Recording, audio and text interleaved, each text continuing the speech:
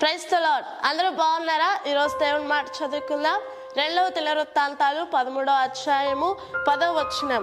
యెహోవా మాకు దేవుడై ఉన్నాడు, మేము ఆయనను విసర్జించిన వారము కాము. మన కొన్ని పరిస్థితుల్లో సమస్య యొక్క బలాన్ని చూసి నువ్వు బలహీన పడిపోతున్నావేమో. దేవుడు ఈరోజు ఒక మాట సెలవిస్తూ ఉన్నాడు. అబియా తన జీవితంలో తన సైన్యం బలం కంటే తన శత్రువైన రెహబాము యొక్క బలము అధికంగా కనబడతా ఉంది, రెండంతలుగా కనబడతా ఉంది. ఆ సమయంలో శత్రువైన రెహబాముతో అబియా మాట్లాడుతూ ఉన్నాడు, మాకు దేవుడే బలము, మాకు దేవుడు ఉన్నాడు, మేము ఆయనను విసర్జించిన వారం కాము, కాబట్టి మేమేమీ భయపడాల్సిన అవసరం లేదు.